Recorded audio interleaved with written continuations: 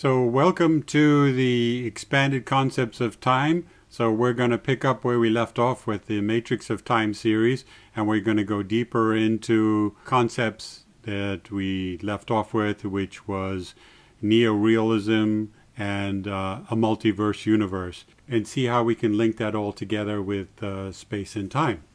Just a quick revisit. What has quantum physics taught us? It has taught us that the past and the future on the atomic level or quantum level are not what we understand to be the past and the future. And we learned from the dual slit experiment that when we change how we observe matter at the last minute, all of the past changes as well, and the future changes. So it is the dual nature of our atomic universe that has challenged our concepts of past and future. We also learned from the entangled experiment that space has no limitation on the interactions in the atomic world. So even the width of the known universe, 93 billion light years, there's still an interaction between twin photons to conserve spin. So this has really challenged our concept of how matter interacts over distance. So we'll revisit quantum reality. We were given multiple choices at the end of the Matrix of Time series, and the ones I'm going to choose are Quantum Reality 3 and Quantum Reality 4. So I'm going to combine those two. So I'm going to postulate reality is a combination of the undivided whole and alternative universes. So that's combining 3 and 4. So let's review quantum reality number 3. This reality is a seamless whole, and that its attributes are non-local, unlike realities number 1 and 2, where the attributes are confined to position or location of the experiment. Quantum reality number 3 embraces the phenomenon of entanglement. David Bohm, a physicist, first wrote a quantum textbook that aligned with quantum reality number 1. And then in experiments that Bohm had done while studying physics of plasmas, which he was doing for his PhD thesis, he had seen plasmons start to behave as single entities, much like you see thousands of starlings do when they fly together in the sky. And this phenomena really made an impression on him. Now, Bohm sent a copy of his book to Einstein to review, since both at the time were teaching at Princeton. Because of this, Bohm spent a lot of time talking with Einstein, and he decided to rewrite his quantum textbook to include the seamless whole approach.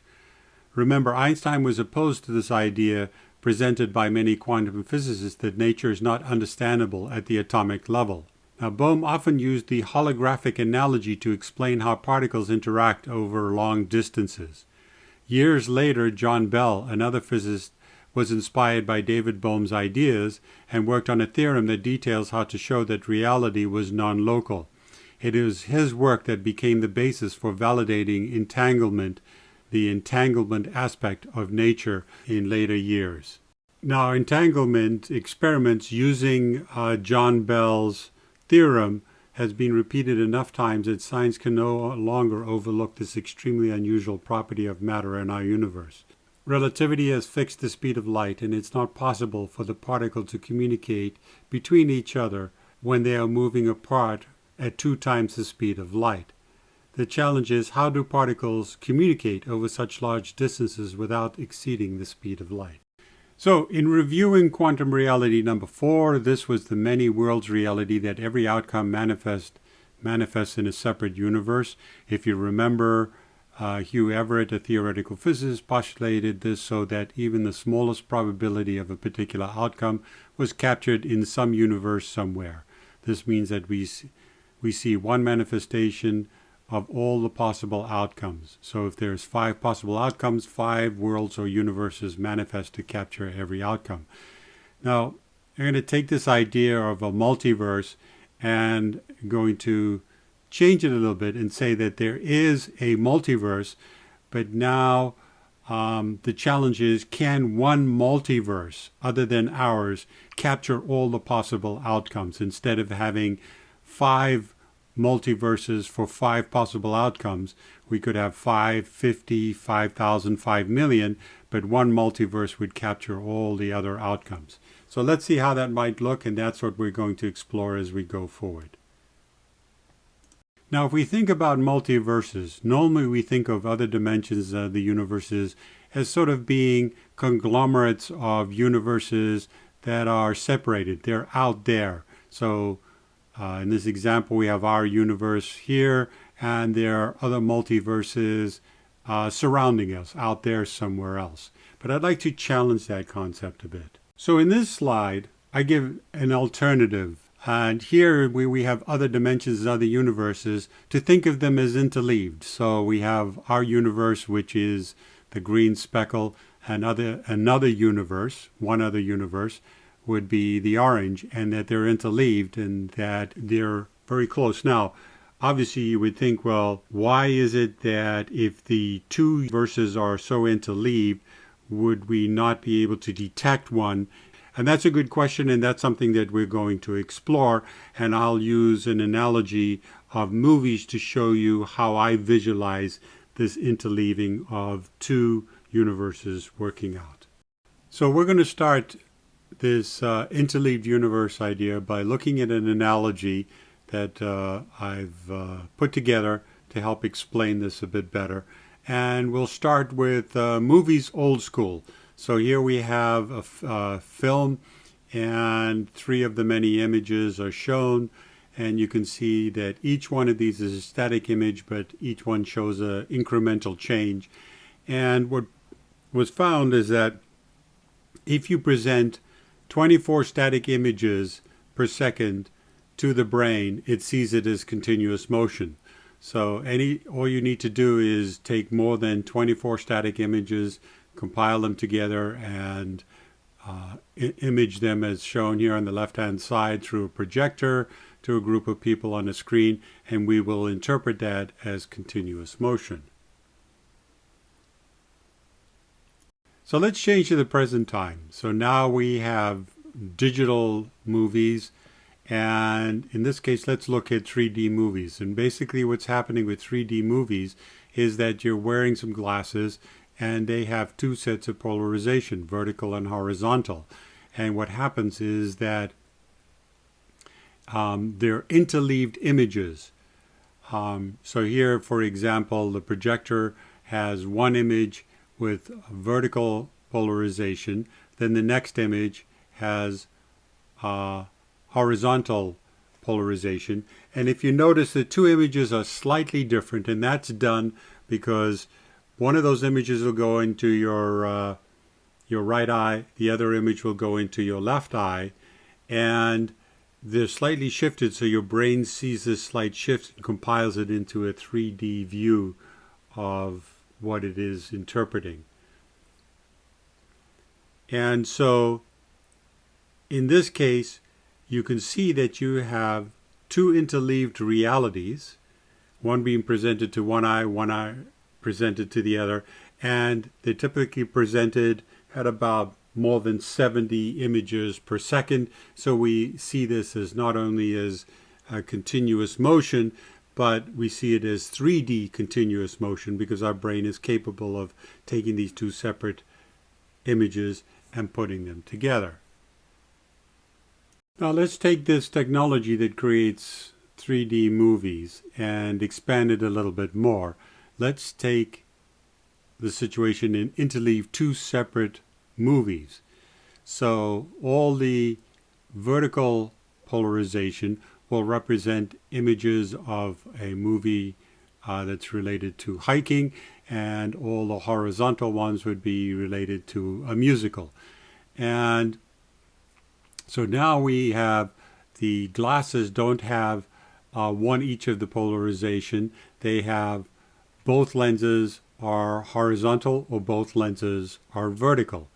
And you have two people and they have headsets on, and the sound for each one of the movie tracks is piped to the individual person. So, for instance, in this example, the hiking movie has the vertical polarization, and that's movie number one, and the audio would be sent to person one. And then the second movie is person two will see with the horizontal polarization, and that will be sent to them on audio track 2. So basically, you have two intertwined movies, the same technology, two people sitting next to each other, and what are the results?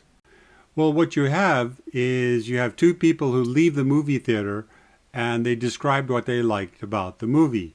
And the one person once says, "Oh, that was a great hiking movie, tremendous nature scenes in it." And the second person says, "Huh? I saw this movie that was a musical." So you have two people experiencing two completely different realities in movie form coming from the same projector.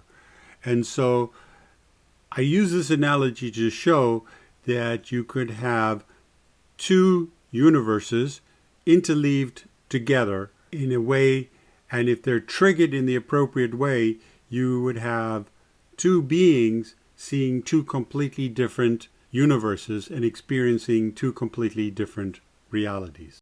So in this analogy, we still have the same digital projector that's pumping out two different movies with two different polarizations. But now, instead of having glasses that have polarization lenses that are static, we now have glasses that have liquid crystals in them, and the polarization can be swapped with electronic triggering. And so we have some trigger electronics that are hooked up to the projector. And so we have person number one still sees the hiking movie, and I highlighted that in green, meaning that's the green reality. And person number two is experiencing the orange reality. So same as before, except now we have a way to dynamically trigger when the person sees what they're going to see.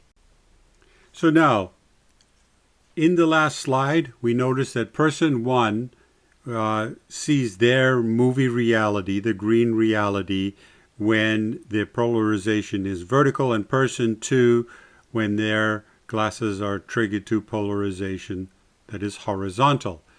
Now, let's say that I have control over the trigger electronics and I change the triggering. So now all of a sudden the glasses are switched in their polarization. So person one now has horizontal polarization and person two has vertical.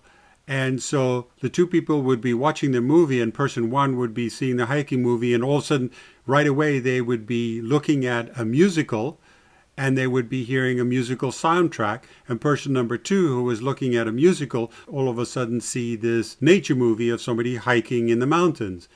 And so the reality is completely flipped, and all I've done is switch the trigger electronics relative to the projector that is creating these green reality and this orange reality. And it doesn't have to be as dramatic as switching between the two movies, but let's say that for some reason the triggering circuit starts to drift a little bit. And what would happen is person one would start to see hints of something else going on. They would see their nature movies, but occasionally they'd see a flicker of some people dancing together, and they'd hear some music soundtracks, and then it would flip back, and person number two would be the same thing. They would see their musical and they would hear music soundtrack, and every once in a while they'd see some hiker hiking in the mountains, and it would flash in and flash out. So you could see that they would start to get a peak of a different reality because of this phase shift in these trigger electronics that allows them to see a reality that was always there. So the person that sees the green reality would now see hints of the orange reality, and the person who has the orange reality would see hints of the green reality. So I hope this analogy helps you to understand how I've built up this model of two interleaved universes that are very closely linked together. They link together through this trigger electronics, through a common creator or projector, but that the two people, the orange people in the orange universe and the green people in the green universe, would not see each other unless there was some way for them to get outside of their triggering and to get control of this trigger electronics that would then allow them to see the alternative matter that exists in the other universes. How do I visualize this interleaving in time? So here we have a person with a series of static nows. So each moment of now is interpreted by the consciousness of the person, and as we go through time, these nows are strung together, we interpret as a continuous reality. And if we expand a section of this, we look and we see, okay, in between each one of the nows is the opportunity for change. So let's start with the yellow arrow, and that is the now, the present now that we are experiencing. And the recent now had a change done to it, and that changed the now that we are experiencing now. After this now is finished, there will be an expected change, and we call that expected change number one, that will result in a future now number one. And after that will be expected change number two, creating a future now number two. And instead of the word expected, maybe the potential for change number one and the potential for change number two would be a better way to put that. So you can see how this happens is that just like the movie, you've got static images, but each static image is capturing the change that happened between the two static images that were presented to us. And we're seeing this as a continuous reality. And in this case, as we talked about in the matrix of time, the only real now is the one with the yellow arrow. The recent now is past, and that's inside of you. And all the future nows are what you imagine. So these are the expected changes and the expected nows that you expect from those. And those are also inside of your head. Now we turn this into two movements of now. When we go back to two people watching the interleaved movies, they only saw the movie that their glasses would allow them to see. And in this case, I'm going to say that the two people here, part of the green world and the orange world, only cognize reality when they are in the moment of now.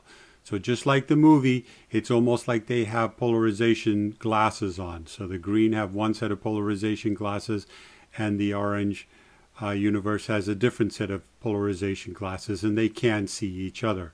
So that's the only way that they can interpret reality. So like a movie, between the now, the scenes, there is change happening, but you cannot see that. The change is then witnessed in the next moment of now. So we have person one, and here I've represented in the green universe a person and their consciousness, but also a matter. So the person, granted, our biology and our brain and our heart and nervous system and everything else is also made up of matter that has this dual personality. But I try to set up two separations so that we have the human and the consciousness and matter, and the matter is also being interleaved. So matter is now being triggered on one, say, polarization or one trigger signal, and the alternative universe, the orange universe, is being triggered on a separate signal. So you can imagine that person one in the green universe, where the yellow arrow is, gets a trigger, sees a moment of now. So they recognize, they process a moment of now and experience it, and the same with matter. They see all of the change that has happened to matter. For person two in the orange universe, they don't see anything because they're in between scenes. They're in between the nows. And a short time later, they will be triggered and they will have their moment of now, and they'll see only their universe, and they will see the change and the, happening in the moment of now. And the string of nows represents to them a continuous experience of their reality. And these two realities are phase shifted from each other because of this triggering, and because the experience is also triggered. They cannot see each other, but they're totally interleaved. You could have them side by side. Like the movie, it comes from the same projector. So you have the same universal mechanism creating two universes, one green and one orange, and they're being experienced from the same projector but totally separate universes by two conscious beings and two forms of matter. Hold on, you say. I would know if I was oscillating between two realities or in and out of this reality. And the truth is, you wouldn't. Just remember what quantum theory has shown us is that the atoms of our universe can oscillate between two states, between local and non-local, and between particle and waveform, and we have no sense that this is happening. And they make up all of our biology and matter. Your brains, your eyes, your neurons, your DNA, everything is made up of these same atoms that can oscillate between these two states. One of the key features in trying to detect these realities is whether you're inside or outside the realities. So the next two slides, I'm going to highlight that. So let's do an example when you're outside of the reality. So here I show a movie that can be playing on a laptop or a mobile phone, and it's running according to the clocks that are internal to these devices. And you have a human here watching this movie, and we have our own internal clock of how we process this information that's being fed to us. And as we already know, the information that's being presented on the screen is basically a string of static images from the start to the end of the movie, and we experience these movies on these devices as continuous. And if we wanted to, it would be possible to put an oscilloscope or some type of scientific device on these, either the mobile phone or the laptop, and we could actually see each one of these images. We could see the timing of it. It would be possible. And so we know that this thing is what it's producing. We can see that on the scientific instrument, and we can watch the movie, and we know what's happening, and we know that our brain is processing this and giving us the illusion of a continuous experience. So in the previous slide, our consciousness was tied to a separate clock that was outside of the timing device that's creating the movie or the experience. Now let's do inside reality. Here we have the same timing device that links both our consciousness and the device that's presenting the movie together. So we only are able to cognize an experience when a static image is presented. So now we've lost the ability to measure the movie itself as a series of static images, because the atoms that make up the instrumentation now only cognize or are able to detect when the image is available. It cannot detect time between the images. We could now interleave a second movie, and as long as the experience, as long as this trigger circuit was focused on the first movie, you would never know that a second or a third or a fourth movie had been interjected into the reality outside of what you can experience. So think of this timing device on the top as sort of a cosmic clock that functions to control the timing of everything inside of this reality. So we go back to the two realities that are interleaved, and using the triggered glasses analogy in the previous slides, you can see that now I've tied it so that the green universe with the green beings and atomic structure, and the orange universe with the orange beings and orange matter are tied to a universal clock. And that there's a phase shift between the triggering of these two universes, so that you could understand how these two interleaved universes would not experience each other. And the universal clock is not such a crazy idea. If you look at the electron transitions of elements, they're very precise, and they don't change if you look or measure the electron transitions of a particular element in one part of the Earth versus another part of the Earth or another part of the universe. If that started to happen, we'd really be in trouble. And so the whole universe operates in a very orderly, timely fashion. And somewhere all of matter is tied to some type of timing, some type of universal clock. We can see that even just with the biology. Our biology ages. Granted, some of us seem to age quicker than others, but eventually all of us are tied to time. So here again, as in the two triggered movie approach, if the green universe had its triggering shifted, the 2 moments of now between the green universe and the orange universe would line up, and people in the orange universe could experience the green universe, and people in the green universe could experience the orange universe. And of course, much to the surprise of the green universe, the orange universe was there all along, but they only were able to cognize them when their realities lined up, and the same with the orange universe.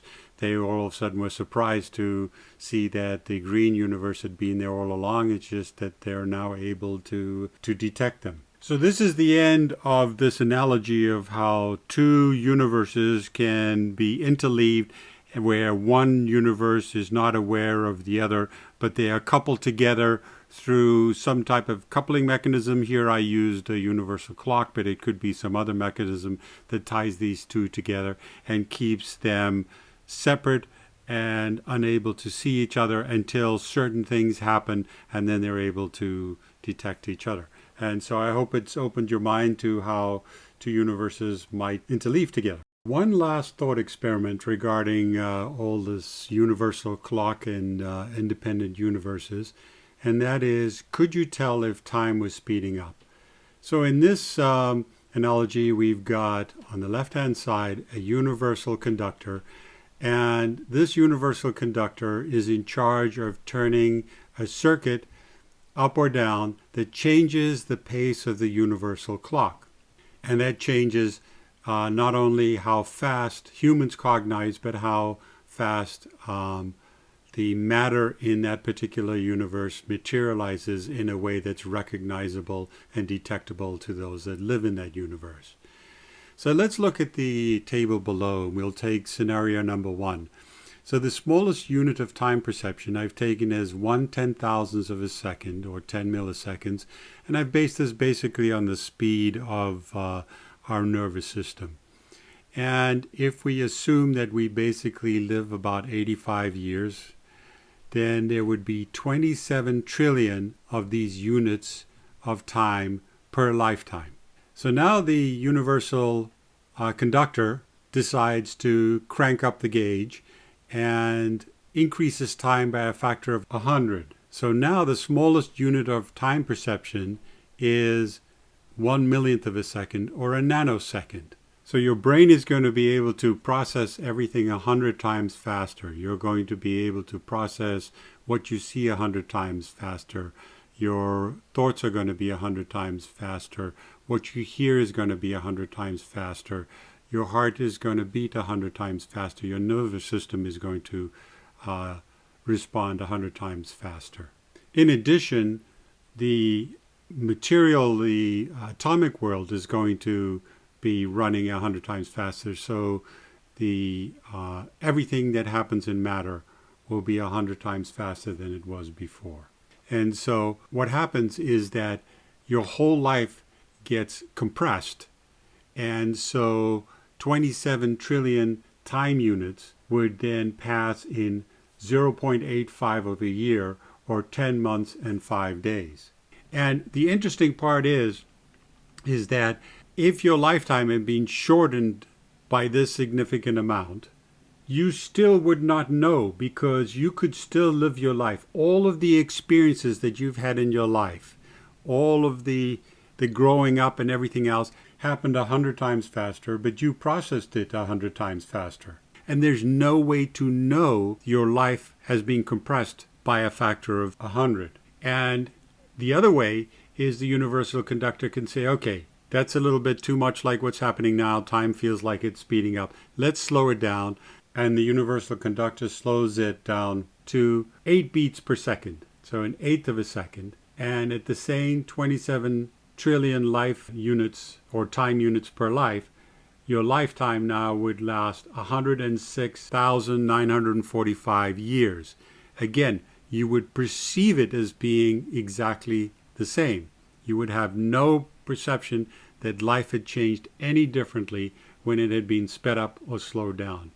So anyway, this thought experiment is just to show you how immersed we are in this matrix of space and time, and without some way to have a part of us outside of the space and time that we're experiencing, there's no way to tell that some of these things are happening. So takeaway messages. Quantum reality has given us many options to interpret reality. I have chosen quantum reality number 3 and number 4, and basically that combines the ideas that the universe is undivided, that it's non-local as entanglement has been showing us, and that there is more than just one universe.